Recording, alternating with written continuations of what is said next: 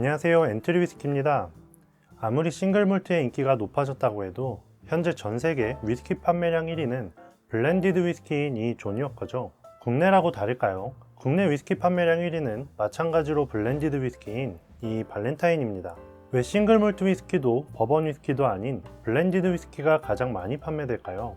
자, 오늘은 이렇게 잘 팔리는 블렌디드 스카치 위스키에 대해 간단히 알려드리고 대표적인 블렌디드 위스키인 조니 워커, 발렌타인, 시바스 리갈의 12년 숙성 라인업들을 블라인드 테이스팅을 통해 각각 어떠한 차이가 있는지 알려드리겠습니다.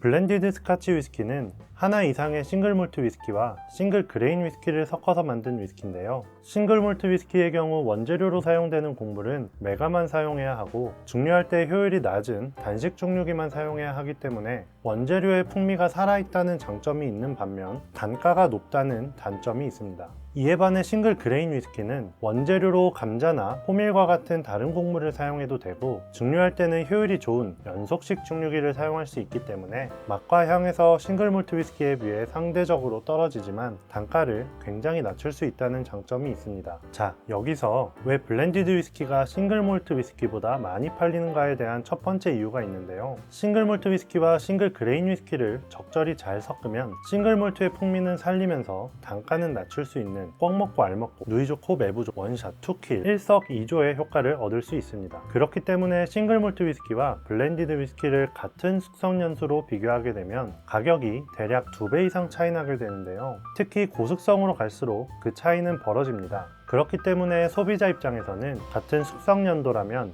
더욱 저렴한 위스키를 선호할 수밖에 없는 거죠. 그렇다면 블렌디드 위스키가 싱글 몰트 위스키보다 많이 팔리는 두 번째 이유는 뭘까요? 바로 맛과 향입니다. 아니, 분명히 싱글 몰트 위스키가 싱글 그레인 위스키보다 맛과 향에서 유리한데 싱글 몰트 위스키, 싱글 그레인 위스키를 섞으면 아무래도 맛과 향은 떨어질 텐데 왜 맛과 향이 답일까요? 네, 물론 싱글 몰트 위스키들이 고유의 맛과 향을 더욱 뿜뿜 뿜어내주지만 블렌디드 위스키는 여러 위스키들을 섞었기 때문에 각각의 맛과 향의 강도는 낮아져도 그만큼 다양한 맛과 향을 가지고 있다는 엄청난 장점이 있습니다. 라면으로 예를 들자면 싱글 몰트 위스키는 너구리, 불닭볶음면, 짜파게티와 같이 각각의 개성이 뚜렷한 라면이라면 블렌디드 위스키는 짜파구리라고 할 수 있겠네요. 자, 그런데 너구리와 짜파게티를 섞은 짜파구리는 맛있지만 불닭볶음면과 짜파게티를 섞으면 맛있겠네요. 냉모밀과 사리곰탕을 섞으면 맛있을까요? 블렌디드 위스키도 마찬가지로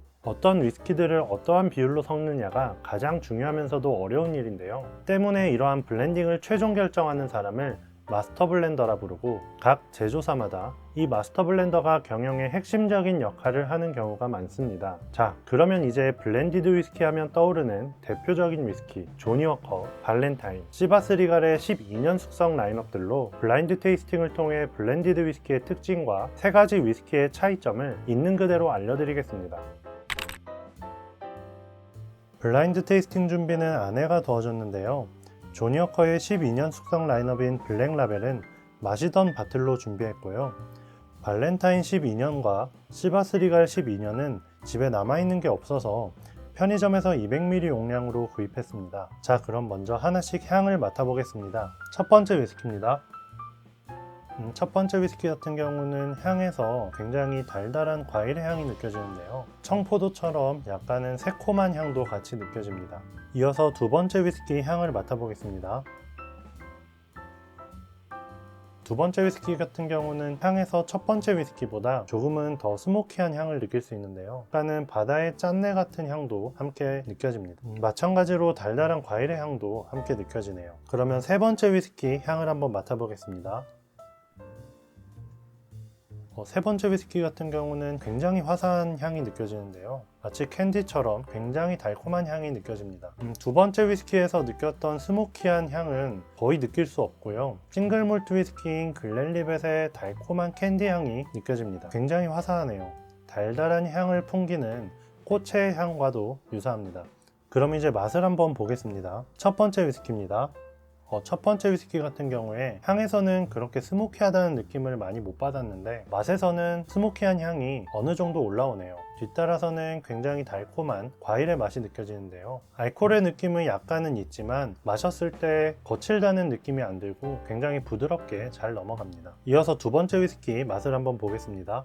두 번째 위스키 같은 경우는 첫 번째 위스키보다도 훨씬 강한 스모키함을 느낄 수 있는데요. 마치 캠핑할 때 장작에 불을 피웠을 때 맡을 수 있는 그런 향이 납니다. 아주 약간은 쌉싸름한 맛도 함께 느껴지는데요. 제가 느끼기에는 첫 번째 위스키에 비해 조금은 오일리한 느낌이 있는 것 같습니다. 그럼 마지막으로 세 번째 위스키 맛을 한번 보겠습니다.